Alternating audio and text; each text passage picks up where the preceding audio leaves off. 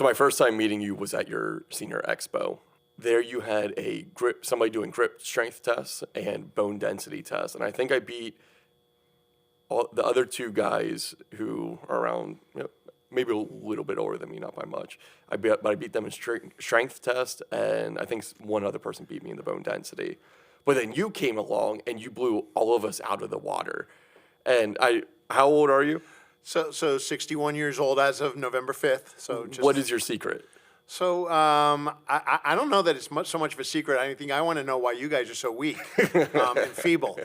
My wife is an incredible cook, but we tried to eat healthy and get to the gym as often as possible.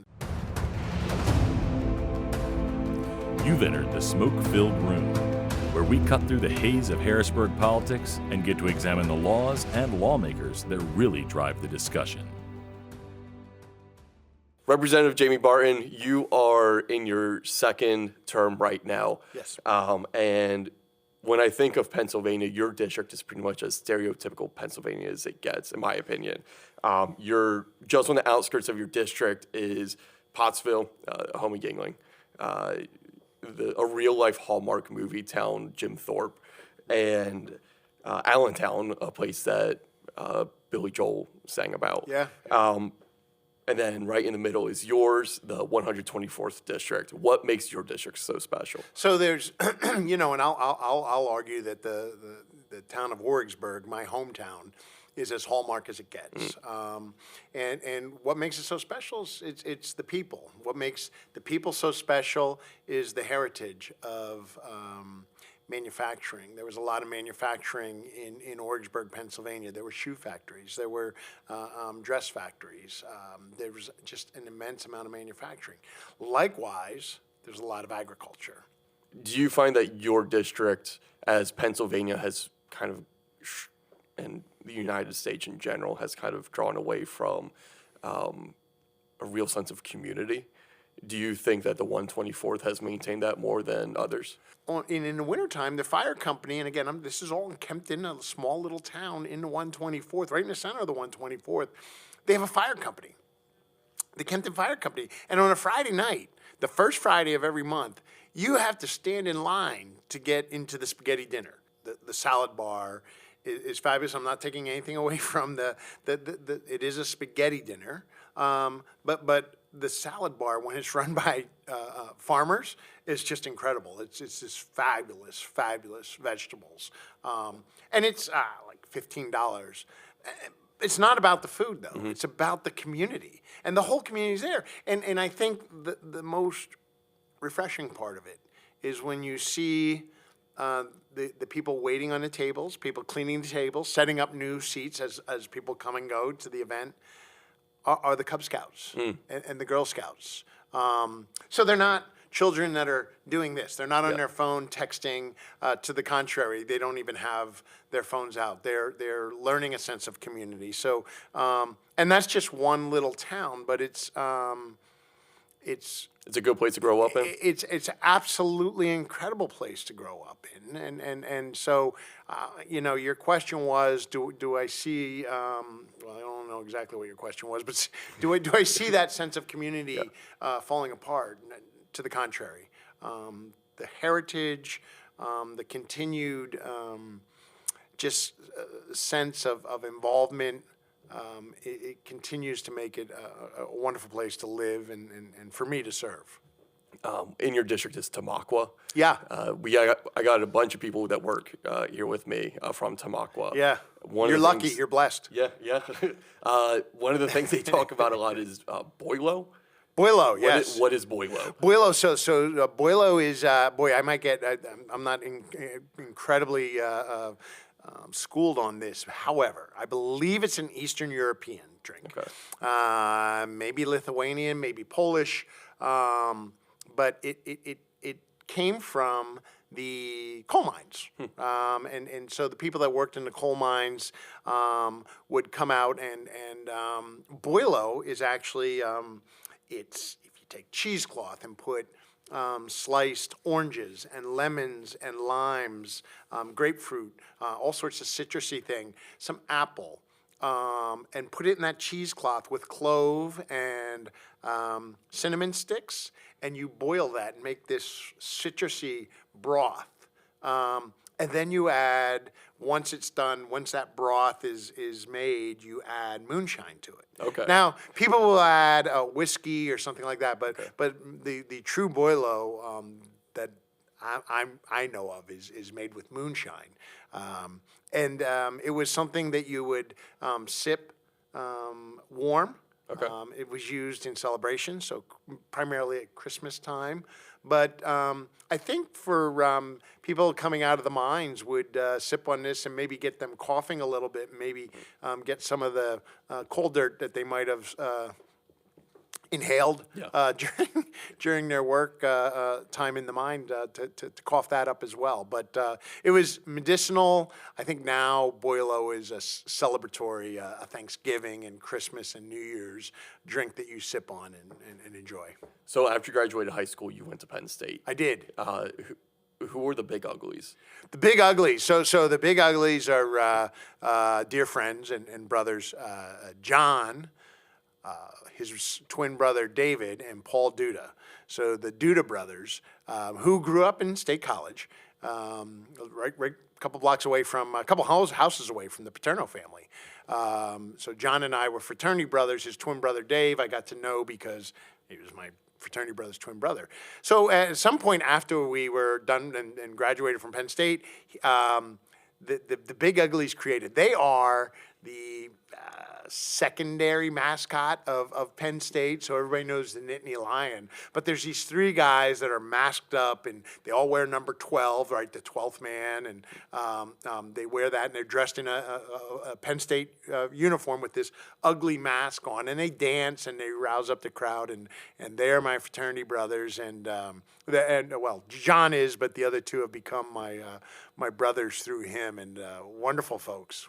What did you do after graduating from Penn State? So I went to Philadelphia, and actually I didn't graduate from Penn State. Okay. I was gosh, I was about 21 years old. I knew everything, was smarter than anybody, and didn't need to finish the last 12 credits to graduate. So I started working. I moved to Philadelphia.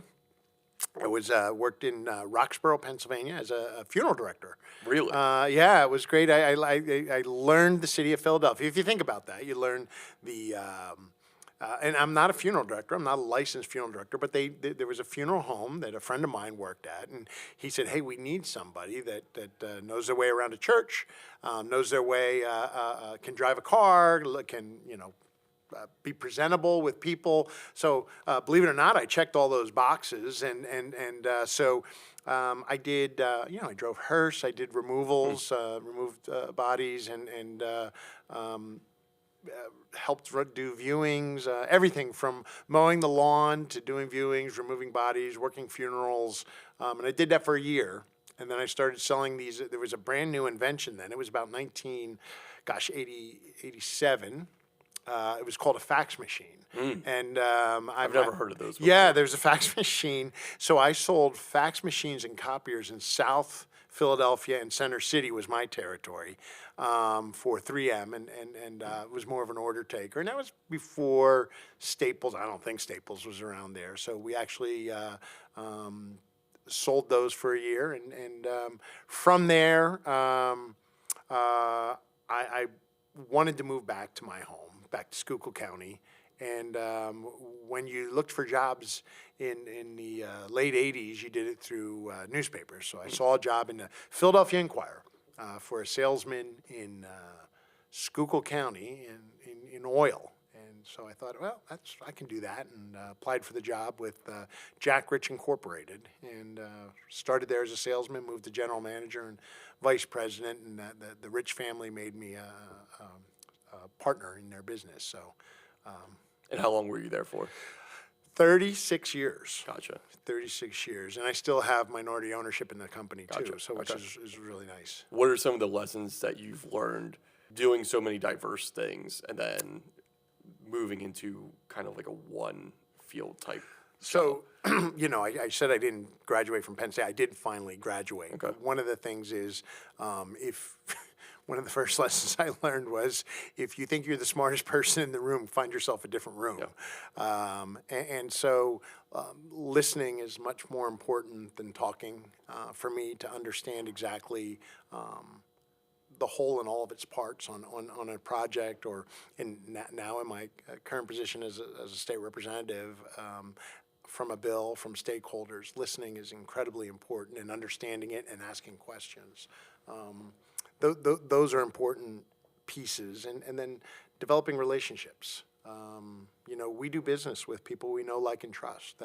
That's who you do business with. That's who people like to do business with. People we know, like, and trust. And so, in order to be that person, you need to listen and understand and be able to develop relationships with folks. And that's what I've learned through my business in the energy industry, and some of that diverse portion of my life in my early years. How did you end up becoming a Sunday school teacher? My father was a pastor. My father was a pastor. My mother, we grew up in a church. And when I moved to Orgersburg, Pennsylvania, I didn't really, all my friends had aunts and uncles and cousins and grandparents. Well, my mother was from Scotland, so Okay. my grandparents and cousins were in Scotland, and my father was from Pittsburgh, and so his parents lived in Florida. They were retired in Florida. So I didn't have much of a home except for, school, my neighborhood, a small little neighborhood in Orgersburg, Pennsylvania, and then, of course, church. Church became our family. Church became the people that cared about us, and we cared about them. And so I grew up in my church, and gosh, when somebody said, "Hey, we need somebody to teach Sunday school," I thought, okay, I have no idea what I'm doing, but I'll give it a shot. So it was just a function of being involved and getting involved, of a group of people that I've learned to love and call my family. How old are typically the students that you have? So I don't teach that much anymore. I don't want to mislead you there, but I did teach for a lot of years. And if I'm needed to fill in right now, I absolutely do it. My wife and I will do that. So they are 5-year-old to 7th grade, 6th grade actually. Okay. 7th grade, they start a confirmation class. What is a lay preacher? A lay preacher is somebody who's not ordained. So, and it's funny now because there's so many people that don't get married in a church anymore. Pardon me.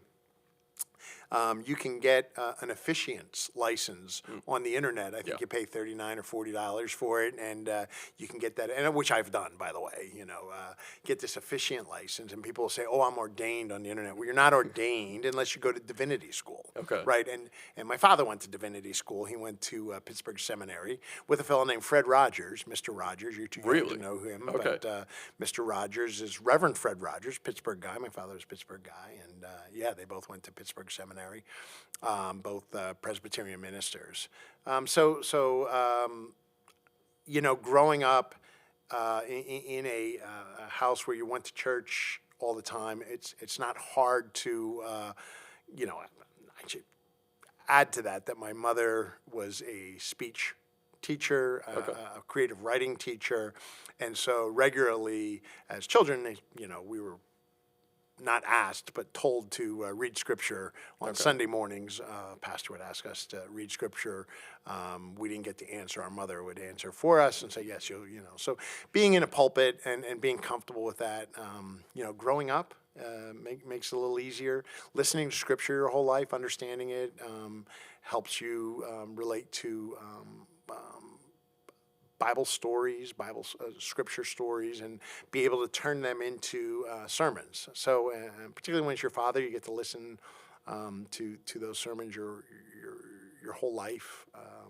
It made it a little easy, and so for me, it started as when a pastor would go away for vacation. Or maybe sick, or in our church, any church's life will, a pastor will retire or move on, and you need a time to find a new pastor. Well, that doesn't happen overnight. Quite frankly, it takes a long time. So you can hire pastors, but it costs money. So, I would fill in from time to time. And so a lay pastor is somebody who's just a layman, a person who is not an ordained minister that would come in and lead a worship service. So on your bio, from your church involvement aside, Yeah. Half of it takes up the different organizations that you're either involved in, you're a board member of. Which one do you think is the most rewarding one for you? I know it might be like asking you to choose your favorite child, but Gosh, hands down, it's my church. That's the most rewarding. That's the one where that fills me up. Yeah. That feeds me, nourishes me. There's the Chamber of Commerce which I've been involved with. So I'm the immediate chairman of the board of our Schuylkill Chamber of Commerce. That's been incredibly helpful for me. And again, you're serving in those roles too. Mm-hmm. So always serving is something that's rewarding. Our Lions Club, we do the same thing. I've been past president of our Orgersburg Lions Club, and that's wonderful. Opportunity to serve the community and not just always and if you put all that back, when we serve others, when we serve our community, we're serving God. And if you think about that, it's easy for me to say my background in the church and my involvement in the church is easily my most rewarding. How do you think that has helped you as a legislator?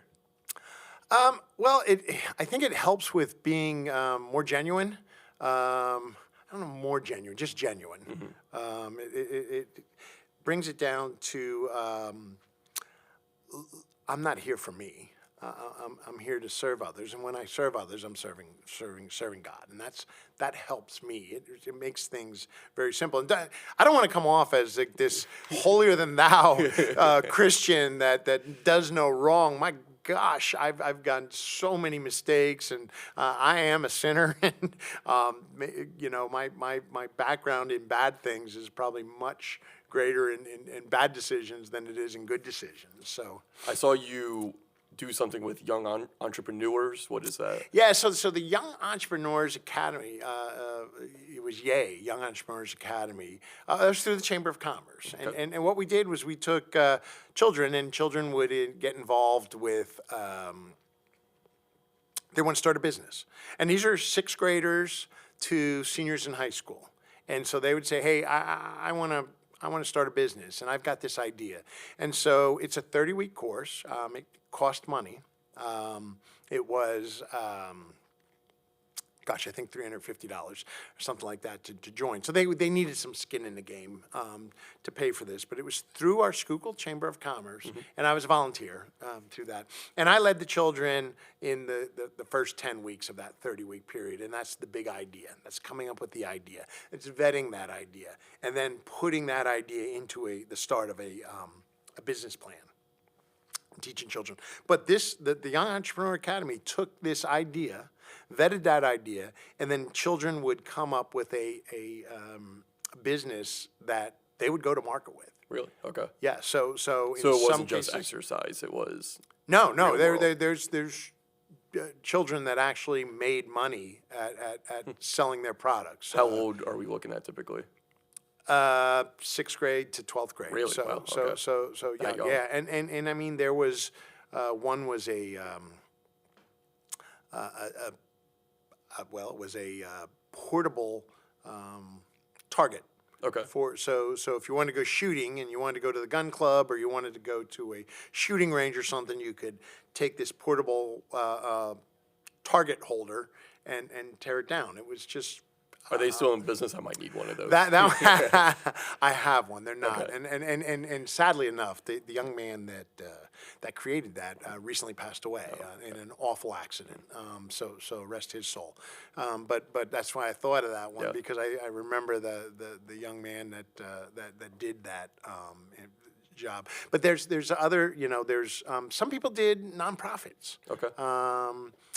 Project Love, which was a one student's idea to give money to Project Love, and then Project Love could give it. So some people just say, hey, I want to help. Yeah. I don't know who to help. I don't know if I should go to a Women in Crisis. I don't know if I should go to the United Way. I don't know if I should go to the Boy Scouts or what I should go to or a church. But I want to help. And so Project Love said, hey, give us the money, and then we'll tell you all the different places it could go.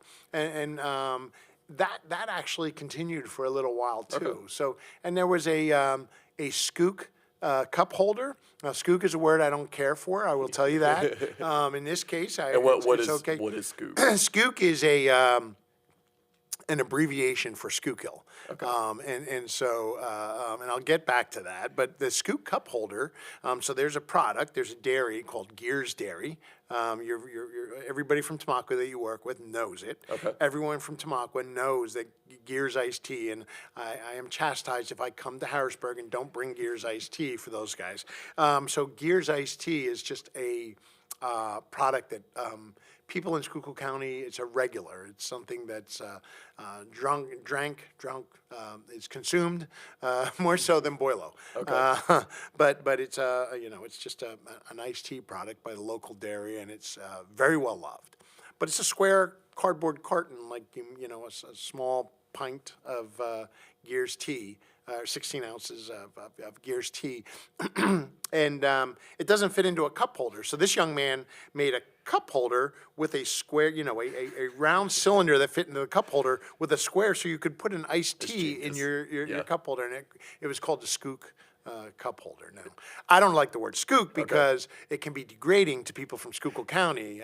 If somebody from Lackawanna County or Luzerne County or Carbon County goes, oh, you're from the Skook, I will quickly correct them and say Schuylkill. It's spelled Schuyllkill, and it's pronounced Schuylkill, and it's my home, and I'm proud of it, and you will call it by its right name. Some respect on the name. Yeah. Exactly. Skook cup holder. That was that young student's idea for so he's allowed to do that. How did you get involved in politics? So, being in the energy business, the coal business, the oil business, we've been involved in woke before woke was a word. There's people just struggled with the coal industry and saying that coal was dirty, coal was something that was bad for the environment. And I'll argue every day of the week, the finest stewards of our environment are coal miners. The finest stewards of our environment is the energy industry. And why would I say that? Well, we have one of our companies is called Gen 4. Gen 4, that means it's the fourth generation. So we have generations of people that have worked for our family business. And I call it our family business, even though it's not my family. It's just I've been treated like family, and in turn, it is my family, and the coworkers there are our family. So that our family business has generations of people that have worked in the coal industry, generations of people that worked in the oil industry. So what does that mean? That means that people have raised their families there for generations. People have consumed the water. They hunt there. They fish there. They recreate there. This is a place. This is their home.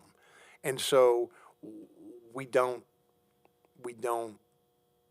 pollute our home. We don't pollute the waters. We don't pollute the area. We take good care of it. We are nurturing stewards of the environment. So, and I've witnessed it. So, it's hard when the media and in a lot of cases the Department of Environmental Protection would just chastise you for being this dirty coal or dirty fossil fuel that in fact is, look, we beat the Germans, beat the Japanese in World War II. We keep lights on. We have generation. Actually, we have two power plants that are waste coal-fired power plants. Each of them are 100 meg, both in Schuylkill County. That, in fact, clean up the environment. That clean up the environment. So, by all those attacks, just angered me, and so I got into supporting politicians, supporting political leaders in the community that supported our business. So I thought it made sense to do that. And what happened for me was, again, back to the lay ministry. In 2019, I was at our, if you can remember what life was like before COVID. Yeah. In 2019, our pastor had left our church, and our church was getting smaller and smaller and smaller, and we didn't have time to. I shared earlier that it takes a long time to find a new pastor, so I said, "Look, I'll lead the worship service." And another woman, my friend Kay Jones, also said, "Yeah, I'm going to help do this too." And Kay was retired psychologist, pardon me, and so she's somebody that could help with families that were struggling, maybe. Maybe with divorce or just, families have struggles, and pastors can Especially help with during that. COVID. Yeah, and this is before COVID. Yeah. So I was helpful mainly on a Sunday morning that I could lead the worship service. And so I said, look, we just need to get through, it was August, we need to get through Thanksgiving, we need to get through Advent and Christmas and New Year's, and then we can start looking for pastors. But let's build back our community and our church. And so we started doing that, and it was working, and it was really working good. And then what happened? COVID hit. And what happened from there was we had to go harder. And I said, we have to get, and our church rallied around. We got some video equipment, and we started doing Facebook Live. We started doing YouTube. Pardon me. And from that, people started seeing sermons that normally wouldn't see it. And so I got a phone call from Bill Worley, Reverend Bill Worley, who's a Marine. He was a chaplain in the Marines. He's the Penn Southeast Conference of the United Church of Christ leader. And so he calls me up and he said, "Hey, I'm watching you on YouTube and I'm watching you on Facebook." He says, "You're good at this." And he said, "You need to go to divinity school." And I said, "No, sir, I do not." And he said, "Well, I told him, I said, Pastor, it takes a calling." And he said, "Well, I'm calling you." And I said, "Well, you're not God." And he said, "Well, the Holy Spirit's working through me." And I said, "Okay, well, I'm not listening then." And he said, "Well, keep listening for that calling." And so what happened shortly thereafter, the person that preceded me in the 124th was a fellow named Jerry Knowles. Jerry Knowles is doing well, actually. But he retired, and so he announced his retirement, and he had reached out to me, and a lot of other people reached out to me and said, "Look, you've been Citizen of the Year, you've been Businessman of the Year, you're somebody that should run for this office. You would really care to do that." And in that moment, I felt called to do that. I did not feel called, and I still do not feel called to be a pastor and go to divinity school, but I do feel called to do what I'm doing now. What were the issues that you saw in your community that made that calling to run for state representative? Was there anything outside of the issues with energy? Yeah, no. So what actually, I shared with you the wokeness and the energy, the energy piece. But I also saw when I looked at other state representatives, I'm like, I could do that. I saw other people, and I thought, my goodness, I could do that with my hands tied behind my back and blindfolded. So I felt that it was my turn to serve. My mother grew up in Scotland, I shared earlier, during World War II. And so I was the only son, and she saw a lot of bad things in her growing up, and uncles that were in Dunkirk and part of World War II. And she said, "Look, you're never going to go in the Army or serve. I've seen what happens to people like that." So I never had a chance to serve my country in that way. So this was a chance for me to serve. Gotcha. What do you think are what were the biggest issues facing your community?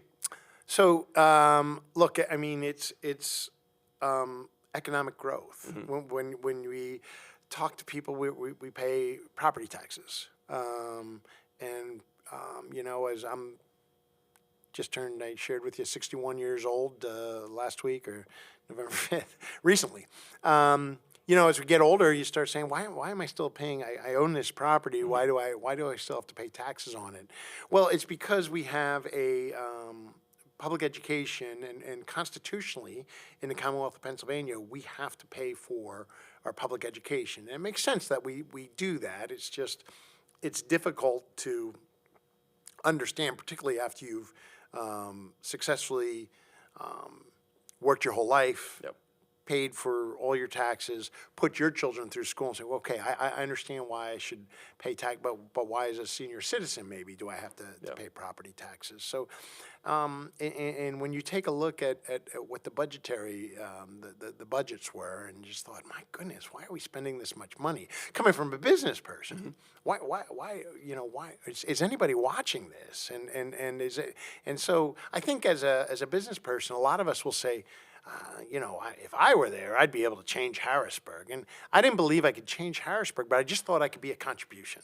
I really thought that my background in business, my background in service, my background with my community, my church, all those things put together would help. So, and one of them was the amount of spending and the amount of taxes that people pay. I just see that, particularly older people, the amount of taxes they pay, and the costs of everything else. So I think from an economic standpoint was the largest reason why I thought where I could help, and those were the issues, and still remain the issues, I think, for a lot of people. You worked your whole life in the private sector and volunteered for nonprofits and your church and things like that. What was it a big culture shock for you then getting into government and politics? Absolutely. I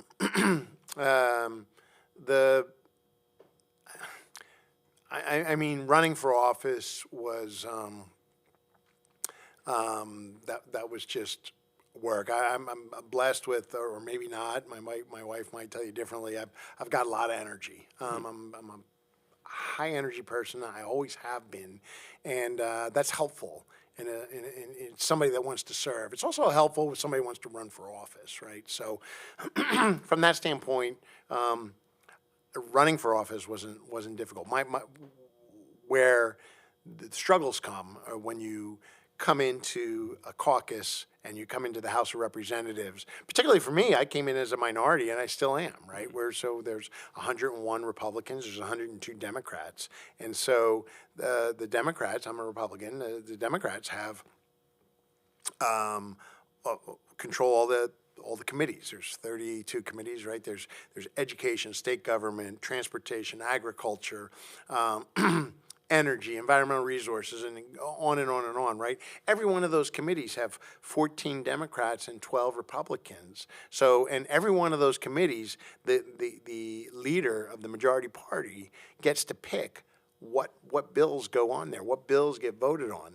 And while my core values, which I'll argue are the core values of the district that I serve, don't necessarily get out there. So I'm like, well, we've got to embrace the energy natural resource. Pennsylvania is the number 2 energy natural resource in the United States of America. We need to embrace that. So the difficulty of, and the frustration of, wanting to get on the mountain and shout that this is so important to bringing in, just, if you think about all the things I said previously about economic development, with the growth of our energy sector, it could be incredible, and it will be incredible for the economic development of not just the 124th, but all of Pennsylvania. And what does that do? That lowers taxes. We don't get money as a government from any other way but taxes. And so we can get them through growth, or we can get them from you and I. And the second one is not acceptable to me. You mentioned the values of your district not being maybe everywhere else in Pennsylvania. It might not be shared across Pennsylvania. What do you think are the biggest issues facing other districts in terms of values that you think they can learn from a district like yours? And I don't want to, I don't, if I said that, I didn't mean it to come across that way. I don't really know. Yeah. But I've because I don't live there. But I will say this, that and I've been blessed with the ability to travel all across the state since I've been a representative, and there's drastically different districts than mine. The city of the first class, Philadelphia, is significantly different than Orrigsburg, Pennsylvania, than Kempton, Pennsylvania. I spoke to you about a fire company that in Kempton, Pennsylvania has a spaghetti dinner every first Friday of the month. That's just the most wholesome thing you've ever seen. But it also funds that fire department. Yeah. Philadelphia Fire Department are paid people, right? So there's just the difference right there in what the community can be. So the values are different. Schools, public schools are different. The public schools in our rural Pennsylvania are significantly different than and it shows in our grades, right? Than in Center City, Philadelphia, in Reading, Pennsylvania, in Pittsburgh, in Erie. And you can tell that those math scores Yeah, are not working when they come out to budget things. They're not exactly. So from that standpoint, it's just a different place, and that doesn't make it a worse place or anything like that. But I think there's ways to improve that. And certainly education is one of the biggest ones. That's one of the biggest things we could do. If families had a choice, if I had a choice of where I got to send my child, if I know that this school is failing my child, my goodness, wouldn't it be great if we could say, hey, here's another opportunity for you? Now, some parents may say, hey, that's okay, my child's going to excel there. But families having choice in education is something that would really, really change, particularly in our metropolitan communities. What do you see as the biggest issue facing small businesses in Pennsylvania and your district specifically? Probably regulatory concerns, right? So Pennsylvania is has 22% more regulations than the average state in the United States of America. So we just are over-regulated. And what does that mean? That means that we have big government and telling you what to do. And look, we need guide rails, right? Isn't that fair to say that we need to say, hey, you can do this and you can't do this, but we shouldn't be micromanaging businesses. And government can get the heck out of the way of businesses and let businesses run and thrive. It's going to be successful. So I think one of the biggest pieces is the regulatory environment of all business, not just energy, but all industry. If we could just let, and I'm not saying disappear. I'm just saying let's loosen that a little bit. The stat you said earlier, it was 22% more regulations than the average state in Pennsylvania. Yeah, that's significant, isn't it? Yeah. I think 5% is significant. It's far too many, and 22% more than the average. So that's a lot. Yeah. That's a lot. And it's too much. And big government, in my opinion, it just doesn't work. And I think my district feels that way as well. That we don't need government telling us what to do. We know what to do. Give us the opportunity, and to run in those lanes with those guide rails. What is the biggest cost driver for energy in Pennsylvania? The biggest cost driver for consumers? So it's probably going to be that regulatory piece as well. If you think about being able to get energy out of the ground, and the amount of and we just eliminated RGGI, right? The Regional Green Gas Initiative last week in the budget that disappeared. What did RGGI do? And first of all, what could it have done? Well, it's a tax on energy. Okay, it's a tax on energy, and that looms over that uncertainty of because Governor Wolf put us into RGGI, the Supreme Court found it unconstitutional. And shot it down, and Governor Shapiro appealed that. so it was back in the court. In this recent budget, Reggie is now gone. So that piece is huge for us, I think. And I'm not saying we still need, there's still room to go. But if you wanted to move your business to Pennsylvania, you know, Senator McCormick and President Trump just had this energy event out in Pittsburgh, about 3 months ago, talking about the billions of dollars that are going to be invested into Pennsylvania. Well, why are they coming here? Are they coming here because of our wonderful workforce? Are they coming here because of our beautiful towns? Are they coming here because of our great communities? Maybe. The true answers are coming because of our energy. They're coming because of this energy that we have, that no one else has, because of our natural gas, because of our coal, and because of the opportunities to put nuclear power plants here. I mean, all the above is what we've got to embrace. So from that standpoint, I think you're going to see, you know, that the uncertainty of Reggie is gone, and now there's going to be an opportunity for us to really embrace energy here in PA. Most of Pennsylvania's surrounding states are involved in Reggie or are a part of Reggie. What impacts did they see down the road? Well, let's also take a look at those states that are and let's be very specific: New York, New Jersey, West Virginia, right? Virginia. Aside from West Virginia, there's no energy there. So they rely on us to get their energy. They're part of the PJM, right? They're relying on Pennsylvania energy to get there. So, and it's not going well. We just had a policy hearing. Our policy chair, David Rowe, just did a hearing. A few weeks ago, brought people in from Maryland, brought people here from Virginia, brought people here from New Jersey, and all of them saying that they need to get out of Reggie. They've closed coal-fired power plants. They've closed gas-powered power plants. They're blocking them from growing any further. Look, I'm not saying wind turbines, and not windmills, they're wind turbines, by the way. They're not making flour, they're making energy. But wind turbines and solar, I'm not saying are bad. We need to embrace everything. Yeah. We need to welcome everything, and including nuclear.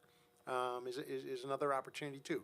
But Pennsylvania is the mother lode of that energy to supply those other states. So if Pennsylvania dips into Reggie, I think Governor Shapiro knew that. I mean, when he campaigned that he did not want to enter us into Reggie. When he became governor, that changed a little bit, and as now, in most of his positions. Yeah, yes, that's fact. So those states that were involved in Reggie, Yep. It, like you said, it resulted in a lot of those traditional coal, natural gas, energy producers closing. Right. And it created more, I guess you could say, opportunities for them to have greener energy producers in those states. Do you think that then meant that the amount of traditional energy production that they actually used lowered, or were they just importing them more? No, that's why the grid is stressed so bad, because to the contrary. You've got, the prior administration, the prior federal administration, the Biden administration was talking electric, and pushing electric on everybody. So that energy didn't go down. To the contrary, it went up, right? And let's take a look at a state that didn't adopt Reggie, that's just blowing things out of the water, Ohio, and it pains me to say that, particularly as a Penn State guy, right, to say that Ohio's done anything right, but they have. Ohio is succeeding. People will come to Ohio because they are growing. They're getting things done. Their regulatory environment is fair for businesses to grow, for energy to grow. And so Ohio is thriving. Pennsylvania could do it even more so. And to answer your question, we aren't consuming less energy. We're consuming more. And just think of your own home, right? Think about what you do. You know, what are you charging right now at your home while you're here? And I ask that to everybody. You know, think of all the different devices that you have. And in a lot of cases, people are now vehicles, right? Charging vehicles too. So we're consuming more and more electricity, more and more energy, and so now we have to produce it, and we have that ability. So what's the downside of those states then instead of, and I'm going to just play devil's advocate. Sure. What's the downside of those states who are still in Reggie of instead of relying on traditional things going to quote unquote greener energy producers? Well, I think at one point, if Pennsylvania can't produce enough electricity or enough energy for itself, why would Pennsylvania take care of New Jersey or Maryland or New York? Why would we do that? We're going to take care of our own. Now, look, I hope I would never have to make that decision, or I hope, Governor Shapiro never has to make that decision. But or our but they're risking that. They're risking their constituents of their respective states by not embracing energy, by not embracing fossil fuels, by not embracing coal, by closing coal plants, by closing nat gas plants, and not only that, but not welcoming new opportunities, which are there. They're risking the lives, not just the businesses. Genuinely, they're risking the lives of the people in those states. That's how scary that is, in my opinion. So are you telling me that those states then have not actually lowered their how much they rely on traditional energy producers? They've just started exporting it or importing it from other states. Instead. Yeah, they think about it. I mean, and what are they trying to do? They're in New Jersey's case, they're putting wind turbines out in the ocean, and destroying. I mean, when you talk about, we shared earlier about being good stewards of the environment. Are we being good stewards of the environment by putting wind turbines in the ocean and stopping that the bird life there, and certainly just the recreation that a lot of people use the New Jersey shore for. So that's your answer for closing a coal power plant when you're talking about 700 meg plant versus a 1.3 meg wind turbine. I mean, you literally need 700 wind turbines to catch up to us to make 700 meg of electricity for coal fired, and that's only when the wind's blowing. Yeah. So the efficiency isn't there either. So it's really it's not a healthy environment for New Jersey particularly, and the people that entered that Reggie. So you mentioned our increasing need for energy production with the new devices that we're using, and a lot more things are being plugged in now. Another thing that you see popping up, especially in rural areas, are data centers. Yep. What are your thoughts on those? Data centers are, and I spoke earlier. I spoke of the energy summit that Senator McCormick and President Trump held out in Western PA, and Pennsylvania has the ability to be the data center capital of the world. Why? Of the world, because of our energy, because of this energy, because data centers consume so much energy. They absolutely consume it. And there are they consume water too, but they're in closed loops. So in a closed loop system, it's not like they're sucking water up and just constantly consuming this water. It's a closed loop system. On top of that, one of the things that Pennsylvania has to offer is, why do you need water cooling system? Let's literally cool things down. Were you outside today? Here in Pennsylvania, it's cool. Yeah. And it gets cold. So air cooling is another opportunity to help cool. Pennsylvania is just fortunate to geographically. It's cool here. Not necessarily in June, July, August, and September, but for the most part, it's cool here. So there are air-cooled opportunities also for data centers. So the data center, that thirst, that hunger for data that we have as consumers, that we have as students, that we have as industry, is not going anywhere. And so Pennsylvania has the opportunity to be the champion for that. And data centers have to run at about 99.9%. They can't shut down. So for that reason, they need a steady, reliable source of energy. Wind is not reliable. Solar is not reliable. A lot of people are concerned about, like you said, they require a lot of energy. A lot of people who live in those areas where they're proposing data centers are worried about their energy prices increasing because of them. And so the thing that we're not considering is, and I think there's a reason that there was so much support for getting us out of Reggie. Because we have the ability to produce energy. We have the ability to produce, power plants. We have the ability. Yesterday, we voted unanimously on a bill to lower the fees that DEP charges for smaller nuclear plants. Because, it's just something that we need. We need that energy, and it made sense. It doesn't lower any standards of environmental, it doesn't do anything like that. It just lower some fees, makes it more feasible for a business to come in and say, hey, we can do something with nuclear productivity. We can create a coal-fired plant. We can build a nat gas powered plant.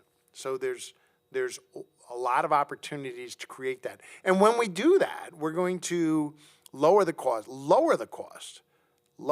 of people's energy. So it's twofold. One, what the data centers do bring in also is a lower tax rate, right? So they're going to be paying significant amount of taxes in the communities that they come to. You're talking about millions of dollars per year, per year going to that community's bottom line in taxes. That's healthy. That's healthy. How much of a say do you think local municipalities should have in whether or not these data centers or even solar farms coming to their areas? How much say, is that what was the question? How much say do you think local municipalities should have about those? No, all politics are local, in my opinion, right? We don't need big, so you should, your politics, it should be local. It should be a local decision. But I will tell you this, that there's a cost to saying no. And if you're a community that says, hey, not in my backyard, right, NIMBY, we know that acronym, not in my backyard, it's not going to happen. We're not going to allow this. I'm not going to stand for this. Well, there's a cost to saying no, because there's another community that's going to say, we'll take it because we don't want to pay. We don't want to continue to pay these tax rates. We want to lower school property taxes. We want to lower our taxes. We also, there's good paying jobs. There's another misnomer is that these are going to be empty facilities without people. No, there's real good paying jobs. Electrical engineers, operators, computer operators. All those, there are real jobs in these facilities also. I think the biggest piece is, look, it's a contribution to our society, It's a huge tax savings on the communities that bring it in. And there's real jobs as well. Like you said, Reggie was eliminated with his most recent budget. Republicans got a couple of wins in there. There were also some bad things in there as well, as a lot of people are talking about.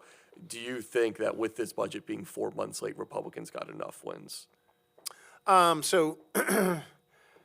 Gosh, I don't know that answer. But the biggest struggle was, if there's enough. As a competitive person, I would tell you, no, there weren't enough wins. The biggest piece for me was, a $50.1 billion overall number. 2014, I believe it was $29.9 billion. In 2014. $29.9 billion. Yeah. It's 11 years ago.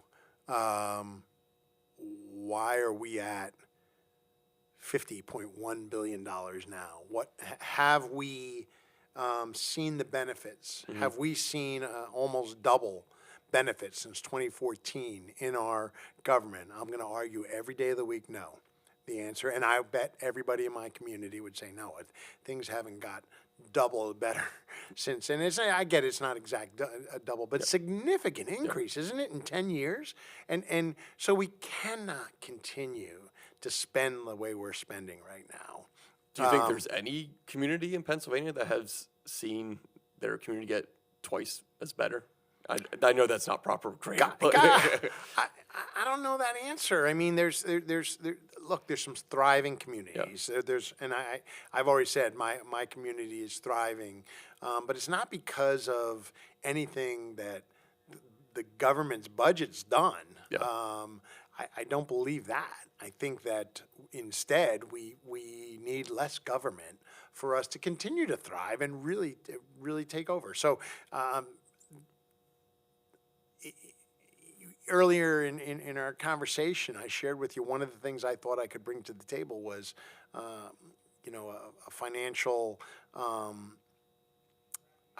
conservative background, someone that was a fiscally conservative person, and it's hard to do that in a minority when we don't really have a seat at the table.